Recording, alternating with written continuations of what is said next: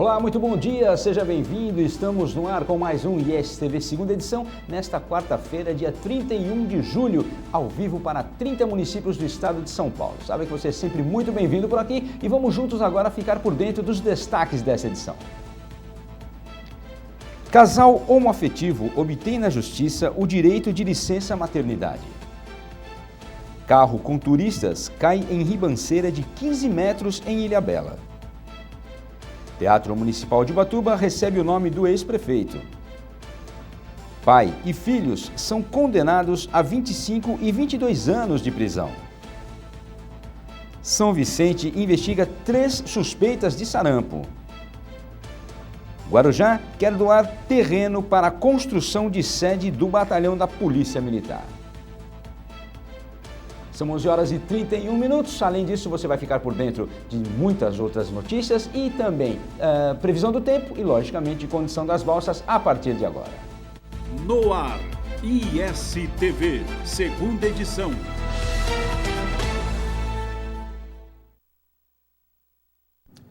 Vamos começando as notícias de hoje com uma vitória da Justiça, pelo menos a meu ver, acredito ser uma revolução, realmente algo muito novo, porque casal homoafetivo obtém na Justiça o direito de licença maternidade em Santos.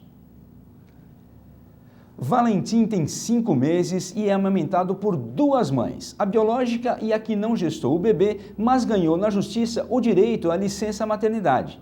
O processo correu na 3ª Vara da Fazenda Pública da cidade pelo Tribunal de Justiça do Estado. O juiz Leonardo Greco tomou a decisão amparado em diversos aspectos jurídicos e tomou a decisão num caso inédito na cidade.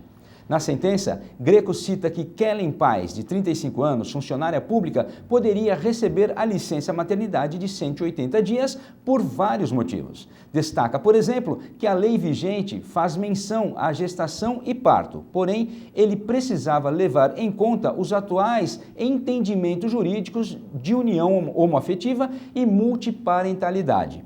A advogada do caso, Maria Auxiliadora Pérez Novo, explica que a defesa não foi só fundamentada nesse preceito. Kellen passou até por tratamento para induzir a lactação e poder amamentar, reforçando a necessidade de concessão do benefício.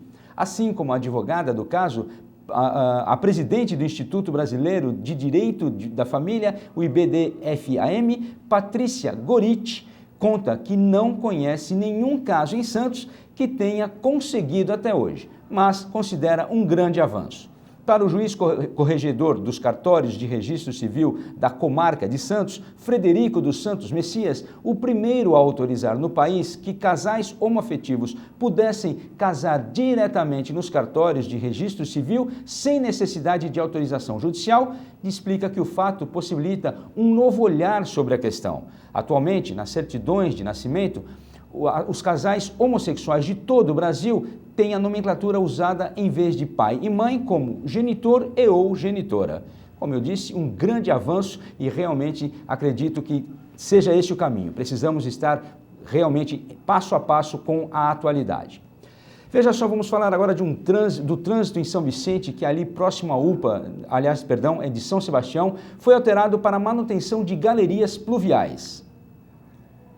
A Prefeitura de São Sebastião informa que o tráfego no cruzamento da Avenida Antônio Januário do Nascimento com a Rua Pará, na esquina da unidade de pronto atendimento, foi alterado para manutenção do trecho. A Secretaria Municipal de Serviços Públicos iniciou reparos na última segunda-feira após danos por infiltrações nas estruturas da via, além de obstrução na galeria de águas pluviais. A estimativa é que até amanhã o trânsito volte à normalidade no local, se não houver mudança no tempo. O Departamento de Tráfego de São Sebastião, o DETRAF, pede aos motoristas e condutores atenção à sinalização. Com a manutenção no cruzamento, o trânsito na Avenida Antônio Januário do Nascimento, após a rua, para até a Avenida Guarda-Mor Lobo Viana. O fluxo segue na contramão. É preciso que os motoristas se atentem e sigam as orientações dos agentes de trânsito no local.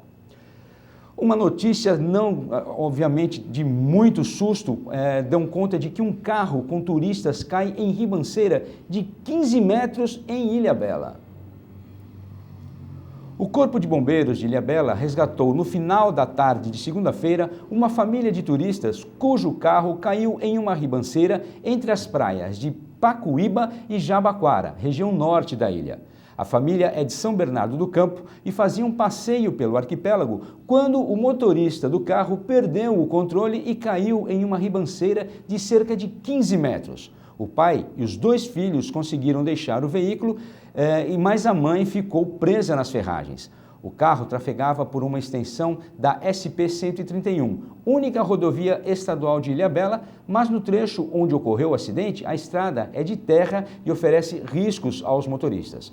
O Corpo de Bombeiros conseguiu retirar a mulher das ferragens e todos foram removidos para o Hospital Mário Covas. O pai e os 2 filhos sofreram apenas escoriações. A mulher teria fraturado um dos braços. Um susto grande pelo volume, pela forma como foi o acidente, mas no final todos estão bem.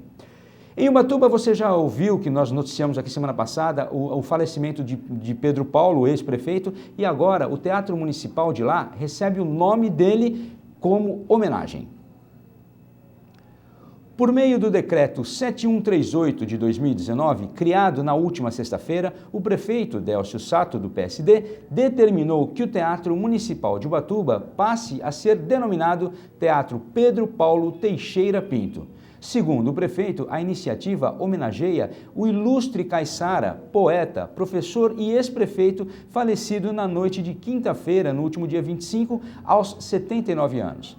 Teixeira deixou um grande legado na área cultural de Ubatuba. Foi durante seu mandato como prefeito, em 1987, que nasceu a Fundação de Arte e Cultura de Ubatuba, a Fundarte, órgão que vinha presidindo até 2017. A iniciativa teve o apoio de artistas, intelectuais e outras figuras ilustres de Ubatuba, assim como do Poder Legislativo, apresentado pelo vereador Júnior, que se manifestou em rede social e sugeriu homenagem semelhante. Pedro Paulo foi prefeito de Ubatuba de 1983 a 1988, quando criou a Fundarte, e foi seu diretor-presidente por 6 anos, de março de 89 a 1991. Participou do mandato do então governador Orestes Quercia, onde atuou como coordenador para assuntos do interior e no litoral norte atuou também como jornalista, escrevendo como correspondente para um jornal da capital. Era professor aposentado das redes municipal e estadual do ensino de Ubatuba, onde lecionou língua portuguesa e literatura. Nascido em São Paulo, tornou-se caiçara de corpo e alma. Foi Pedro Paulo quem criou em 1987 a Fundação de Arte da cidade, como nós falamos ainda há pouco, que é um dos maiores incentivadores do desenvolvimento da cultura caiçara de Ubatuba e da região. São 11 horas e 38 minutos, nós vamos agora à primeira pausa aqui no IES TV, segunda edição, mas voltamos já já com muito mais para você. Então, não sai daí não, porque é lá e cá.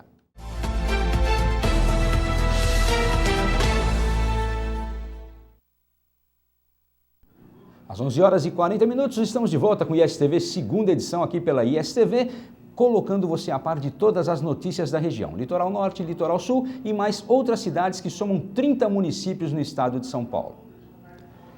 Olha, crime semelhante ao que já havia acontecido há algum tempo no bairro Capricórnio volta a acontecer. E desta vez foi um arquiteto de 61 anos que foi encontrado morto. A Polícia Civil de Caraguatatuba investiga a morte de um arquiteto de 61 anos encontrado morto na noite de segunda-feira no bairro do Capricórnio, região norte da cidade.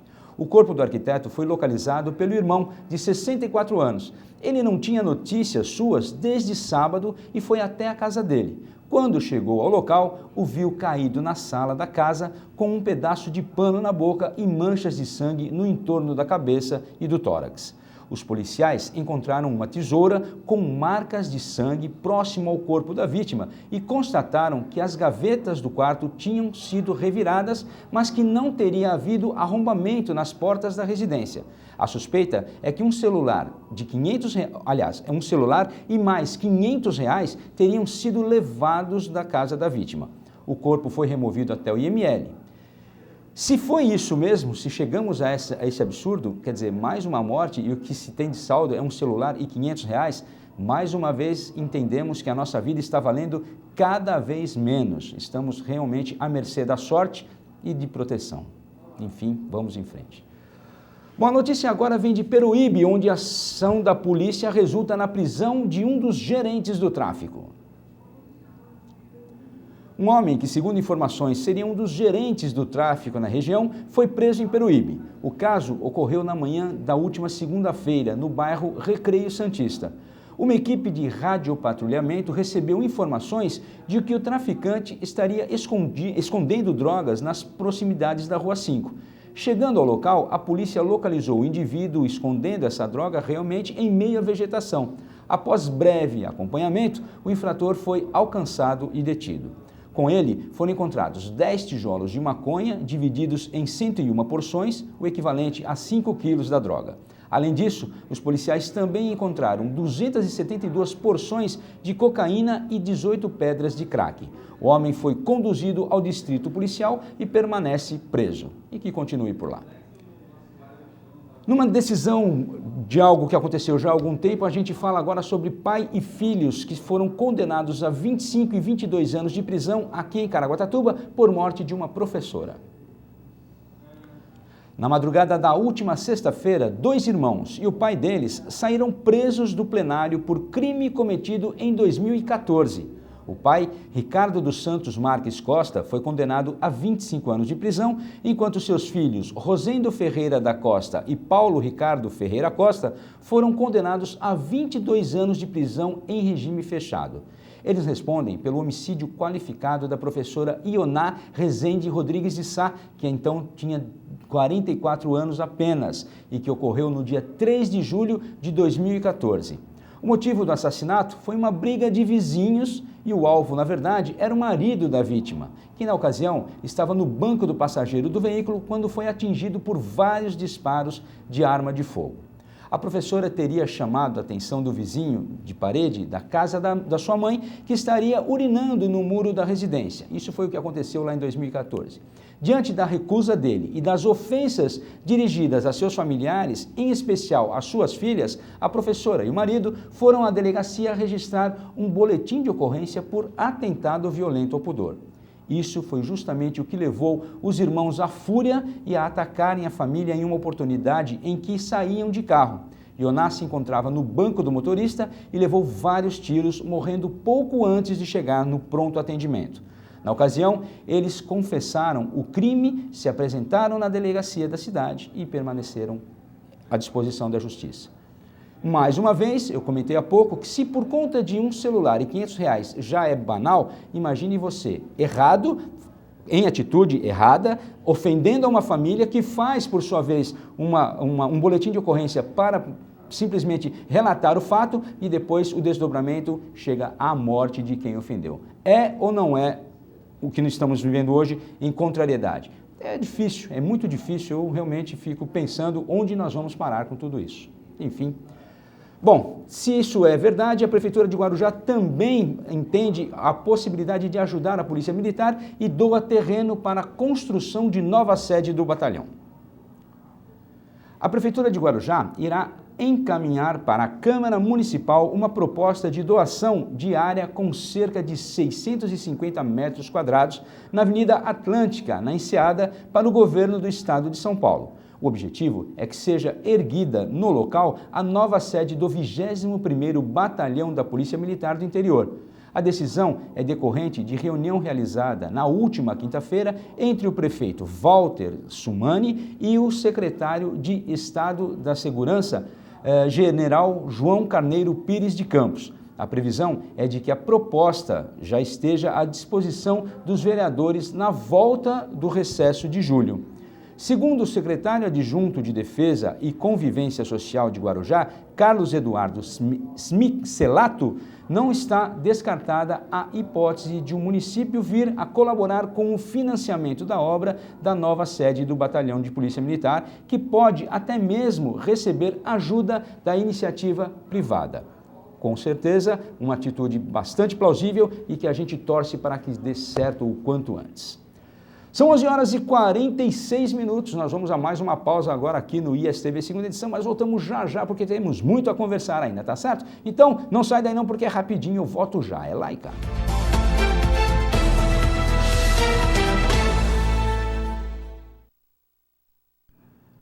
com ISTV segunda edição, às 11 horas e 49 minutos, horário de Brasília, e nós damos sequência às notícias aqui do ISTV segunda edição de hoje, falando nesse momento sobre as balsas. Olha só, mais notícias sobre as balsas, desta vez em Ilhabela, onde o vereador pede audiência pública. E, então vamos lá, eu iniciei falando da notícia e vamos ver então como é que estão as condições da balsa nesse momento, tanto no litoral norte quanto no litoral sul, começando pelo litoral norte, entre São Sebastião e Ilhabela, onde o tempo de espera é de 30 minutos e capacidade de 198 veículos por hora na transferência. Em Santos e Guarujá, são 15 minutos o tempo de espera e que vão aí 410 veículos por hora. Então, olha aí, agora a gente já sabe mais ou menos como é que estão as coisas e podemos sim voltar à notícia sobre as balsas, falando agora de Ilhabela. Então, veja só. Mais notícias sobre as balsas e desta vez em Ilhabela, onde o vereador pede audiência pública sobre justamente a privatização. Nós estamos falando de tempo de espera e tudo isso, e aí a gente fica pensando, como é que está isso, né? Os problemas enfrentados por moradores e turistas que utilizam as balsas para a travessia entre Ilhabela e São Sebastião dão notícias recorrentes por aqui. Durante sua campanha e recentemente em declaração à imprensa, o governador João Dória defendeu a privatização do serviço, hoje administrado pela concessionária Dersa. Diante da evidência de andamento do processo sem a participação das lideranças locais, o vereador Luiz Paladino, do PSB, solicitou por meio de ofício a realização de audiência pública em Ilhabela.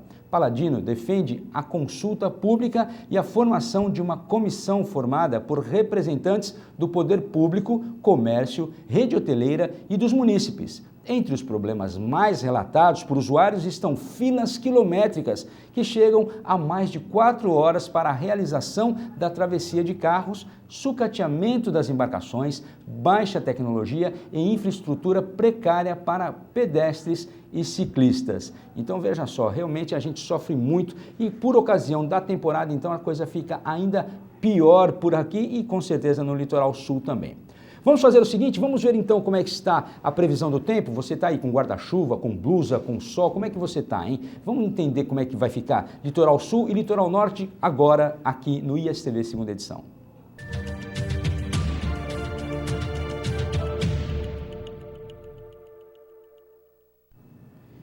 Em Ubatuba, a previsão é de 28 graus. Aliás, ontem à tarde, no final da tarde, foi uma chuva enorme aqui no litoral norte e hoje a Ubatuba aponta 28 graus e olha só, nuvens na frente do sol, hein?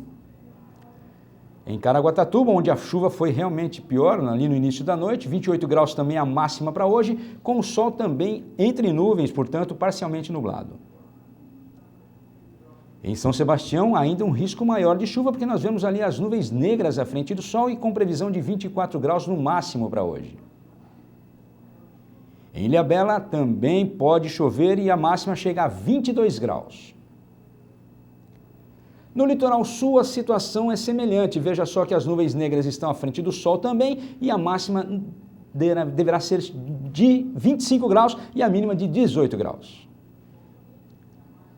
No Guarujá também, 25 graus a máxima, 18 a mínima, com possibilidade de chuva. Em Bertioga, a situação muito parecida, 25 graus a máxima, 17 a mínima e também deve chover por lá. Em Peruíbe, a possibilidade é menor e também a temperatura, que chega no máximo a 21 graus nesta quarta-feira.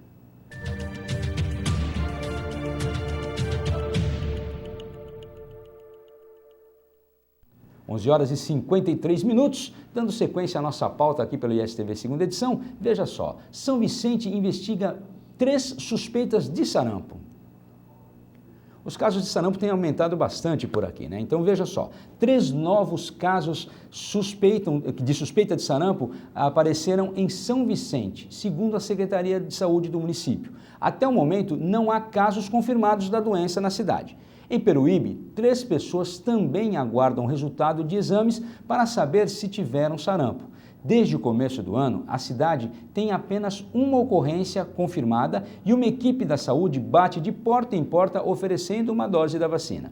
As suspeitas surgiram com um provável caso envolvendo um morador de 20 anos do Caraguava, uma criança de 4 anos do Jardim Itatins e uma jovem de 16 anos que mora em São Paulo, mas veio visitar a mãe que mora no centro.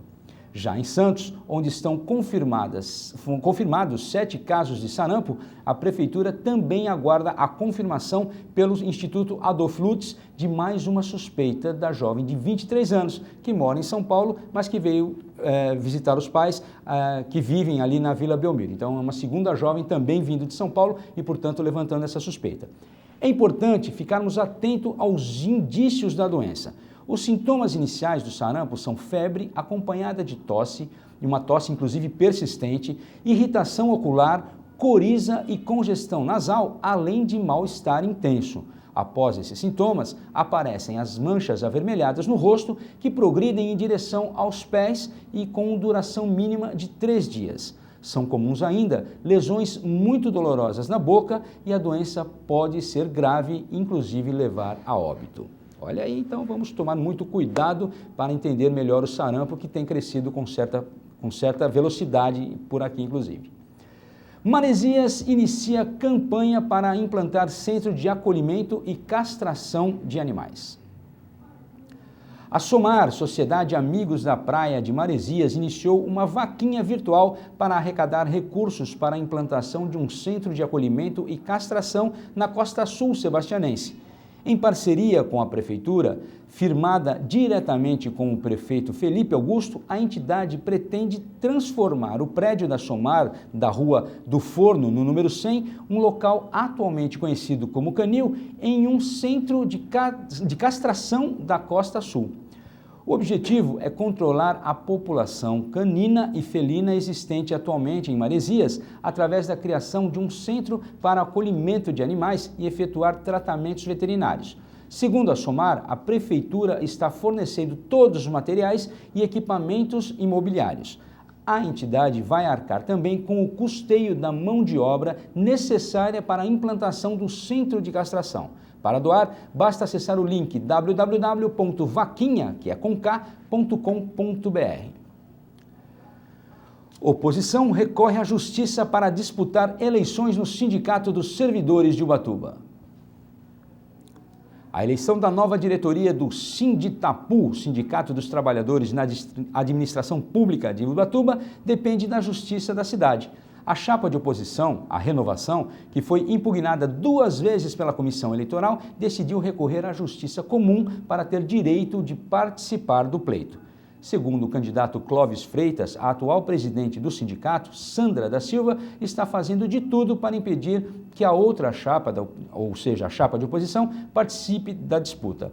Essa chapa, que aguarda a decisão da Justiça para disputar a eleição, marcou uma Assembleia Geral no dia 2, às 18 horas, para discutir, entre outras coisas, a suspensão da eleição do sindicato, a destinação da presidente e da diretoria atual, além de auditoria nas contas do sindicato. A atual presidente, Sandra da Silva, disse que não concederá entrevista e recomendou que a eleição no Sinditapu seja acompanhada através das publicações feitas no jornal impresso de Ubatuba. A votação será no dia 6, das 8 às 17 horas, na sede do sindicato, que fica na rua Gastão Madeira, número 395, no centro da cidade. E só terão direito a voto os servidores sindicalizados, que são cerca de 2.000. Olha, em Caraguatatuba, uma nova ação da Prefeitura prevê construção de recifes artificiais no bairro do Massaguaçu. A Prefeitura de Caraguatatuba protocola neste mês de agosto, junto à Superintendência Regional do Patrimônio da União, um projeto de construção de recifes artificiais na praia do Massaguaçu. O objetivo é também o de conter a erosão provocada pela maré na orla da praia, impedir a pesca de arrasto no local e preservar a fauna e flora marinha, e ainda impulsionar mais o turismo na região, fomentado pela prática do surf, tendo em vista que o recife artificial gerará ondas de qualidade e nível profissional. Com isso, a Prefeitura acredita que, além de combater a erosão na orla do bairro e proteger o ecossistema marinho, a estrutura submersa também vai impulsionar a economia e o turismo da região. Após a aprovação da proposta, todos os órgãos competentes, a Prefeitura de Caraguatatuba lançará um edital de chamamento público de procedimento de manifestação de interesse. São 11h59. Estamos chegando ao final de mais um ISTV segunda edição. Amanhã estamos de volta às 11h30 e contamos com a sua participação, sempre muito importante. Aliás, a sua companhia por aqui, que é sempre muito bem-vinda, tá certo? Então nos encontramos amanhã a partir das 11h30. Um grande abraço e até lá!